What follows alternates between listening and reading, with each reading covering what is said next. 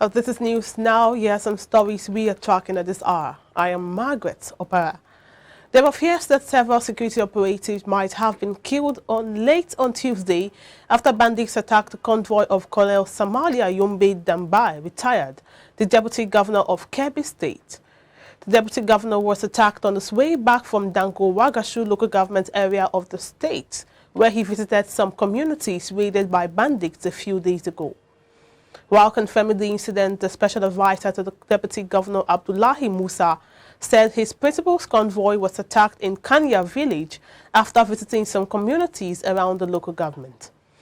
An assessment of the structure and logistics for military operatives in the area was part of the itinerary for the trip. Though he could not confirm the numbers of security operatives killed during the assault, the media aide said once the casualty figures are confirmed, the press would be able to access the data. The Senate has thrown out the request of President Muhammadu Buhari for amendment of the Section 84, subsection 12 of the Electoral Act, which prevents appointed political office holders from contesting for election without party primary level without resigning. The request was rejected after the Senate leader, Senator Yahaya Abdullahi, APC Kebbi North, made the lead debate for the second reading of the bill on Wednesday. The senators kicked against it and voted no when put to vote by the Senate President Ahmad Lawan.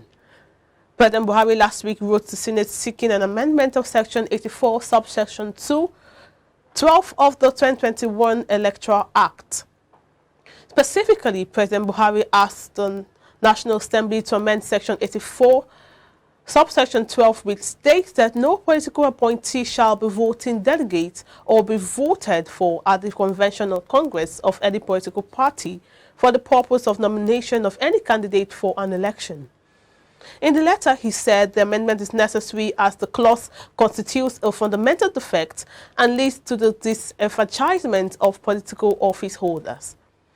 In its view, the section disenfranchises 7 political office holders from voting or being voted for at conventions or congresses for any political party for the purpose of the nomination of candidate for any election in cases where it holds earlier than 30 days to the national election.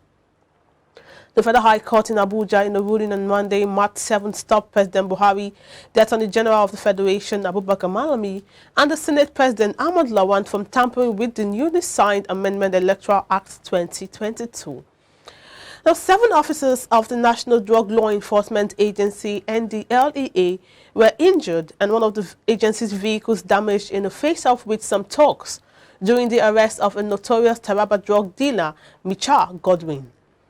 In a statement on Wednesday by the Anti-Narcotics Agency spokesman Femi Babafemi, said the operative of NDLEA were at the Nukai Market along Jalingo-Wukari Road in the Taraba State capital, Jalingo, to arrest Micha Godwin, during which the anti-narcotic officer came under attack, and at least 7 of them were injured and one of their vehicles damaged.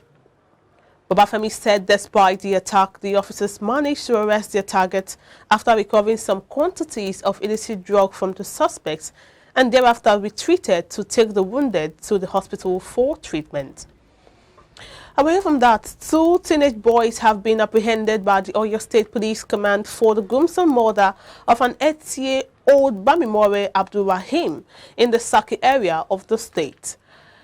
The suspects were, according to security agents, are 23-year-old Abdul Razak Waliyu and 18-year-old Abdul Razak Lilas were accused of kidnapping and poisoning to death their 8-year-old victim. On Friday, the day that this thing happened, we go to feed. We go and find mango to eat, and me and my brother, we have. It is him tell me that we kidnap any person we see on that day, and if we kidnap it, we collect ransom from his parents. Tell the boy that is he know him? He said that no. Tell him that is he know me also? He said that yes, he know him, he know me, and I call him that don't let us do anything to this guy. Let us leave him. He said that if you leave him, he will go and tell his parents that we go and tell the parent that we kidnap him. He said that let us kill him. Now, Sokoto State Governor Aminu Waziri Damboa has warned marauders and their collaborators to stay away from the state or face the full wrath of the law once apprehended. Tambuwa will cut short an official trip midnight Tuesday to address the reported influx of suspected bandits and their informants into the village of Sabongari Liman in Warno local government area of the state.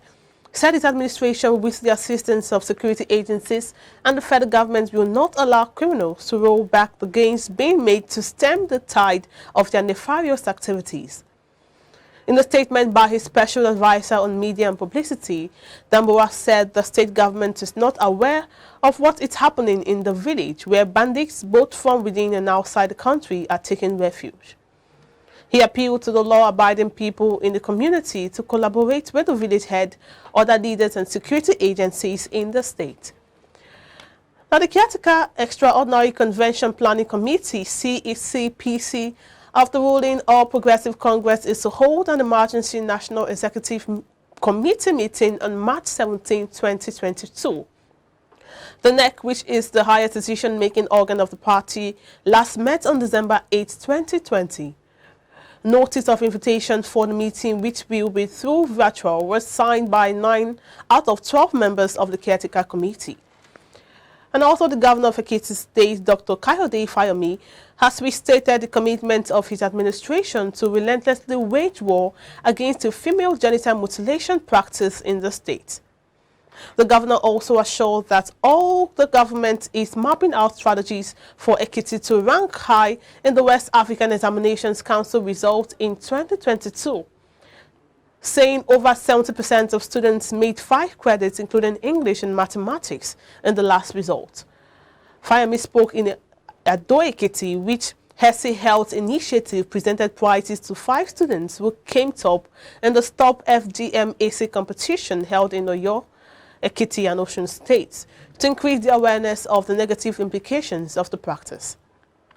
The Executive Director, Haiti Health Initiative, Rhoda Robinson, said the program was initiated to educate students in Ekiti, Oyo and Osun states on the issues surrounding female genital mutilation, their rights and the laws prohibiting it.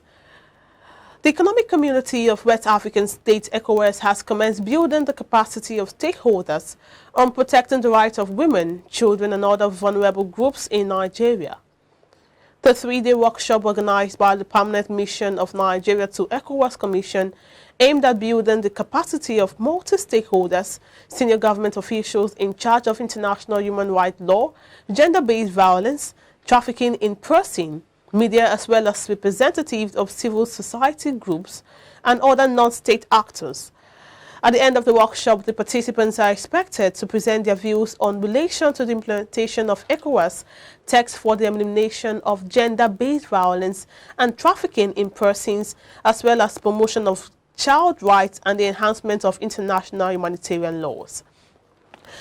Now, the Federal High Court in Abuja will on March 23 commence hearing in the extradition request of the federal government against the suspended Deputy Commissioner of Police, Abba Kyari. Kyari, who was arraigned last Monday, is wanted in the United States of America over his alleged involvement in fraud running to billions of dollars. The Attorney General of the Federation and Minister of Justice had last week hinted that the federal government had already filed an application for Kyari's extradition to answer to fraud charges in the U.S.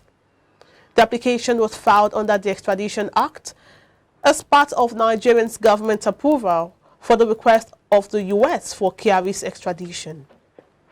To suspend the discipline count, one was accused of conspiracy to commit wire fraud in violation of the Title 18 United States Code Sections 13492.